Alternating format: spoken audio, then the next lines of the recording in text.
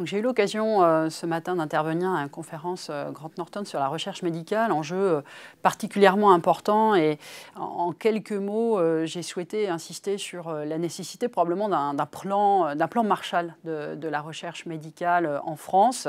L'objectif aujourd'hui, c'est notre capacité à allier l'ensemble des acteurs impliqués pour gagner en performance et puis surtout aller vers développer la performance nationale sur la recherche biomédicale. Plusieurs enjeux peuvent être indiqués. Le premier, qui me semble tout à fait important, c'est les spécificités du progrès médical. Le progrès médical aujourd'hui doit vraiment être consolidé sur les aspects multidimensionnels de la recherche. Alors, qu'est-ce que j'entends dans cette approche-là? C'est à la fois le décloisonnement des thématiques. L'interdisciplinarité est pleinement à l'œuvre, elle doit être renforcée.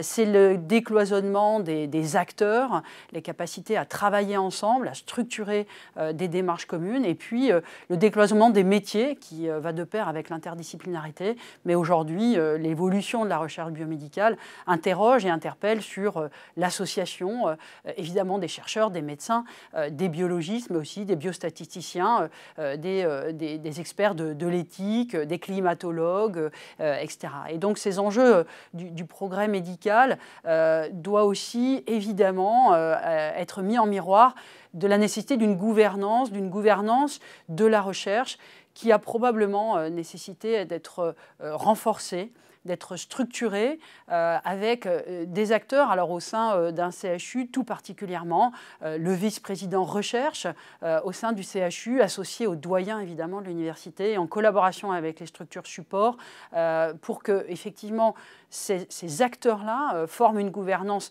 d'alliance, non pas une gouvernance d'opposition, et puis pour aller plus loin, la nécessité d'une gouvernance qui s'étend au territoire, qui s'étend au-delà notamment des centres hospitaliers universitaires, mais aux centres hospitaliers généraux, pour faire bénéficier aux patients de la recherche au plus proche de son lieu de prise en charge ou de son lieu d'habitat.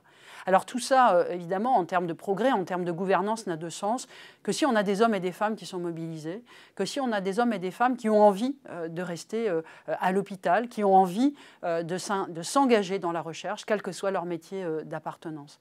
Et donc cette attractivité, cette fidélisation à la fois des métiers hospitalo-universitaires, mais aussi de l'ensemble des métiers impliqués dans la recherche, est un élément clé sur lequel, justement, cette gouvernance doit pouvoir insister, la capacité à intéresser les services collectivement, à intéresser les dynamiques de recherche et aller jusqu'à l'intégration des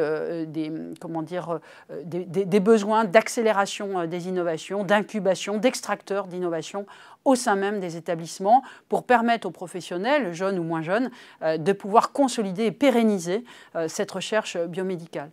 Et évidemment, je ne peux pas ne pas évoquer un quatrième enjeu assez central, certes conclusif, mais probablement premier, c'est l'engagement du patient.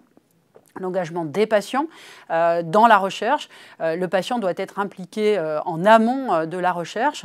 Il doit être informé, évidemment, le plus lisiblement possible des enjeux de la recherche, mais aussi et surtout des résultats à court et moyen terme. Et je pense que cette recherche biomédicale et ce plan Marshall qu'on peut appeler de nos voeux de la recherche biomédicale en France ne pourra être, j'allais dire, démultiplié, y compris au niveau national, mais aussi international, que si cet alignement des acteurs professionnels et des patients, de la ville et de l'hôpital, des structures supports et de l'université, sont bien à la fois alignés sur les enjeux, mais aussi alignés sur la nécessité de permettre aux patients un accès le plus rapide possible aux résultats de cette recherche et aux innovations sur le territoire. Donc voilà un petit peu les enjeux que j'ai pu développer ce matin en quelques minutes sur l'accentuation de la performance de la recherche biomédicale en France.